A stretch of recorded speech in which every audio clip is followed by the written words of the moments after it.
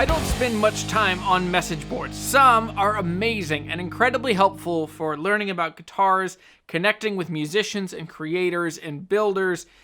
There are really cool places to be on the internet and talk about guitars, but there are also lots of other places that aren't helpful.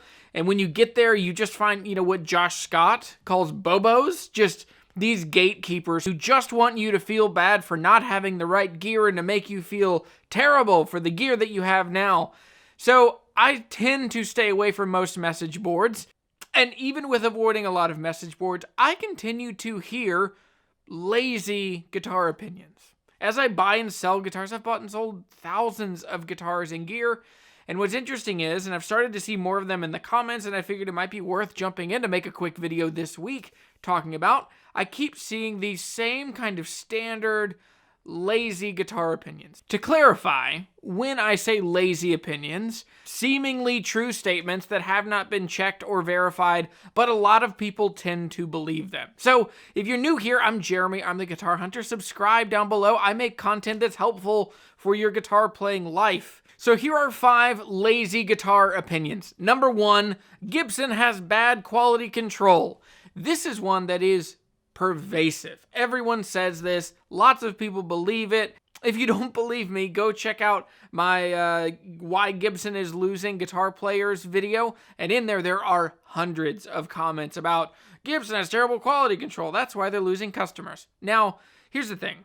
I have purchased probably 30 or 40 Gibson guitars made over the last 20 to 30 to 50 years, in the last 10 years. A lot of numbers in that sentence.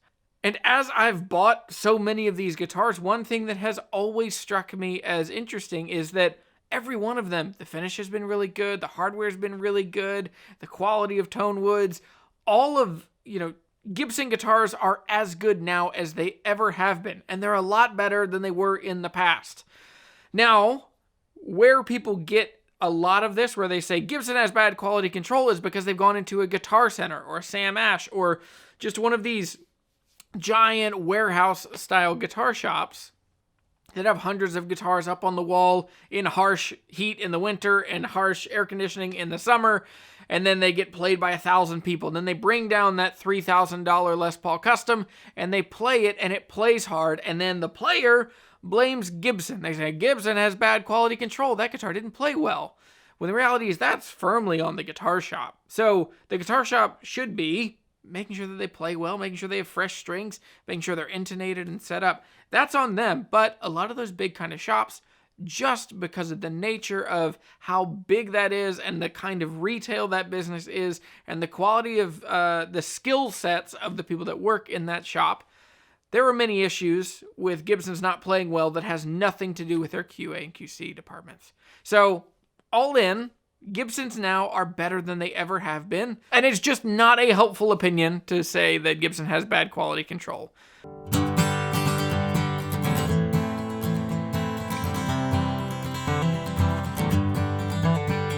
And a second lazy opinion is when someone comes up to you and says, my Epiphone plays better than any Gibson because of this setup and these pickups that I've changed into it. Now listen, Epiphones are some of the absolute coolest, best, most consistent guitars on the market, but they are just never going to be a Gibson. Now, I understand there's lots of parts. A CNC is not any more or less accurate on which country it's set up in. So American-made CNC Les Paul bodies are not any more particular or straight or clean or tidy or well-built compared to ones in Korea or Indonesia or China. But they are not put together the same, they're not finished the same, and they don't have the same hardware and the same pickups. Can you make an Epiphone play like a great $2,000 guitar? Absolutely. You can change the pickups. You can get a really good setup. You can do a new bone nut. You can even have it plecked. You could put a bunch of money into it. But unless you're willing to spend way too much money, it still will never quite be the same as a Gibson, and that is okay. You have to learn to be okay with that. The reality is, people that play Epiphones and say that they're as good as Gibsons feel insecure about their guitars because someone, maybe even Gibson themselves, in the phrase, only a Gibson is good enough. Someone has told them that they are lesser than because they have an Epiphone. Someone's told them that because they can't afford a custom shop, a $3,000 guitar, that something about them is deficient. And so it's not a lazy opinion, but it's just you are valuing the wrong things. Do you want a great guitar that sounds really good and plays really well and inspires you and is totally your thing? You should get an Epiphone and make it exactly what you want. Or you can save up, and I can teach you how to save up and snowball and get into a Les Paul Standard or a Les Paul Classic or even a custom, whatever you're looking for. But in the end, just there is space. There is space for really well-made, American-made guitars, and there's also space for incredible, cool, customized Epiphones. There is room.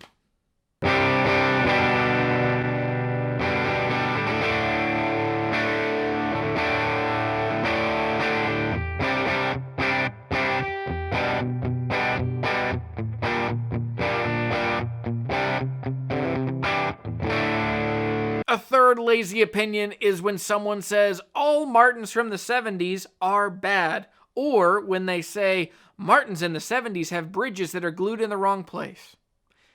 Martins have been in the top 3 of best manufacturers for our generation, our parents' generation, our grandparents' generation, 5 generations back. Martin, as far as steel string acoustic guitars, have been at worst number 3 in the cool guitars that are available to people playing music.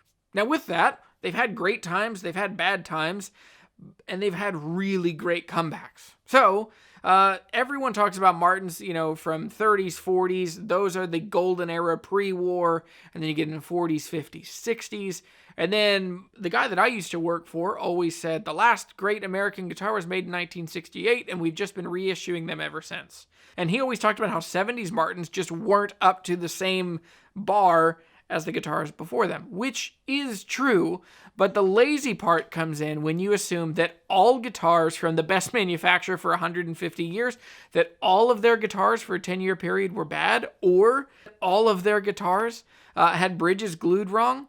It's just impossible. If you know anything about Martin as a brand, as a company, as a family, they are particularly detail-oriented, and they make the best instruments that they can. So there are a couple things about 70s Martins that make them less desirable. They do have hazy finishes. They weren't as shiny, they weren't as glossy. They're mahogany instead of having the dark, streaky, beautiful, even East Indian.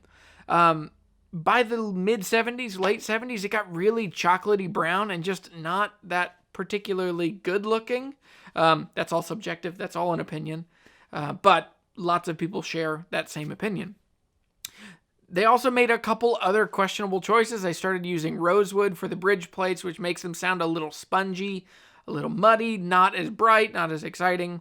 And there were just a couple other choices that happened to get lazy. But the opinion that you hear all the time is that 70s Martins have the bridges glued in the wrong place, which I can all but guarantee is not particularly true. Now, there are some. I have seen one out of the dozens of these guitars that I've owned that was off by a 16th of an inch, and we were able to compensate it in 2 different ways. We were able to compensate on the saddle itself, and we were also able to compensate on the nut by having one of the, I forget what they call that kind of nut, but it just brought that shelf just forward a little bit so that we could get the scale length dead on and the intonation was right the whole way up.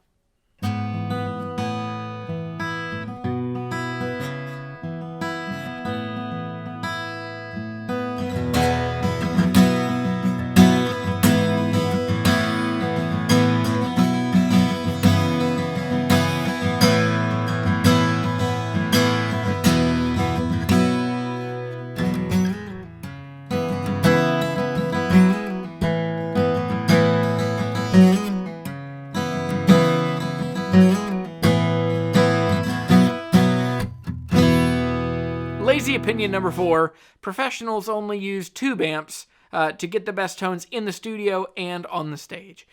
This is kind of a dead horse. This has been firmly disproven. Some of the best examples are the Kemper videos on the Andertons channel, where two musicians who are professional musicians, one who's a retailer, like Lee and Chappers both, can't really spot which is which when it's just the cabinet in the room. Now, I've lived with my Fender Tone Master for a year now, and it is my favorite amp to play because it meets so many of the needs that I have as just a pretty normal musician in the 2020s. For me, it's easy to record with. It sounds great. I can have it at any volume I need to have it. It plays really well with other pieces of gear. It works for me on my live stream. Okay, that's different than most normal guitar players. This is moving into as a YouTuber. But it's really seamless to use with an interface. It's light. It's super light if I ever want to go out and play, which is starting to happen again. So, and there is not a tube to be found in it. It is all digital. And with that, there's still room. That's a lesson from this whole video. There is room. So the reality is, digital amps, modeling, all of those things, they're not going anywhere. They're only getting better all the time. Look at the Kemper, look at the Tone Master series, look at the HX Stomp, look at the Quad Cortex. There's so many digital ways of capturing analog and tube circuitry that bring life to them. Now with that, there are still amazing companies coming out all the time with cool tube amps. Look at Milkman, look at Rougarou in Louisiana. There are so many cool brands that are still coming out with just super cool tube amps. So there is room. And so don't fall prey to the lazy opinion that is digital amps are bad, tube amps are good, only real musicians use tube amps, because none of that is true. Now compare that to the Tone Master.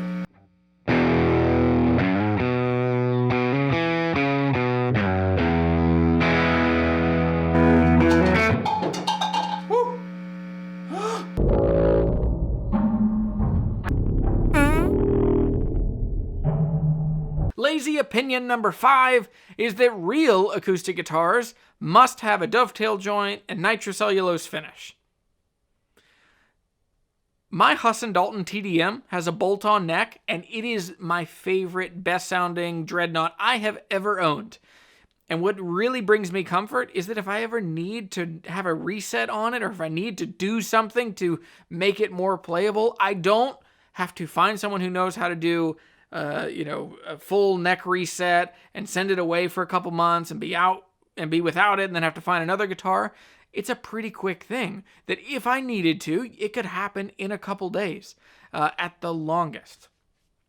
It's really cool. And so lots of builders. And so check out, Ben Padgett, he had such a great response to this, talking about bolt-on necks.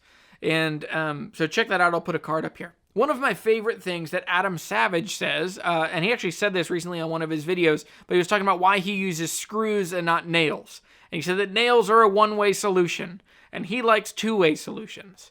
So nails only get nailed in, and if you ever need to get them out, you're going to have to pry them out, you're going to have to damage, it's not a good way if you ever have to do something again.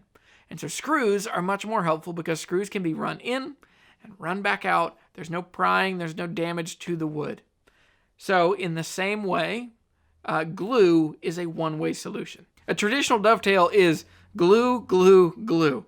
And so you have glue on each side of the dovetail, and then you have glue underneath the fingerboard. To undo that glue is removing a fret, drilling a hole, pumping in steam, applying heat, plying. There's a lot that is involved, and usually it's going to damage the guitar. Really good repair people can do this in a gentle way that you won't see, but there is no getting around. It is a one-way solution, and it is an invasive process to reset an acoustic guitar neck. Now with that, if you have a bolt-on neck, it's 2 bolts, and it's just one glue joint that is really easy to relieve again. So the fingerboards will be glued to the top. But the other one is for finishes. Some of the most beautiful finishes that have been coming out ever have happened in the last 20 years or so with polyester finishes and with finishes that are not nitrocellulose lacquer. And the reality is nitrocellulose is It's a very volatile compound. It is not good for extended exposure. And so music and guitars bring about life. They bring about a deeper appreciation for life, the experience of it, the purpose of it. And so we do need to check in ourselves. If we're asking for guitars, but those guitars, the way they're built with nitrocellulose lacquer that we know causes cancer and causes respiratory issues and causes damage to people, it does not cause life. We need to really think about that. We need to think about and hold in full daylight the reality that the thing that gives us life might damage people. So not an overly political statement, but an ethical statement. You have to think about your interactions in the world and the things that you want and how they impact other people around you. I have no issue with a bolt-on neck acoustic.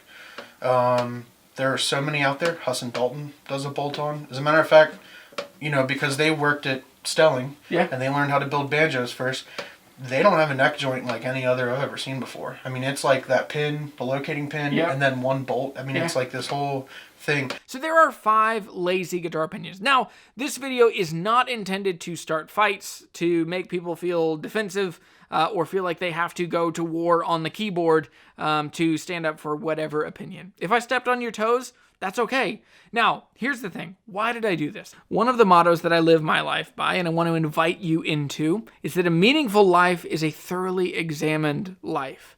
I'm inviting you to abandon lazy guitar opinions. All Telecasters are twangy. All bolt-on neck guitars lack sustain. Solid top acoustic guitars aren't as good as all solid acoustic guitars. My acoustic guitar will sound better if I set it in front of a speaker in my house.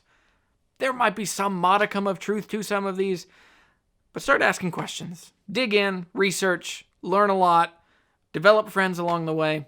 Thanks for watching. I'm Jeremy. I'm the Guitar Hunter. I'll see you later.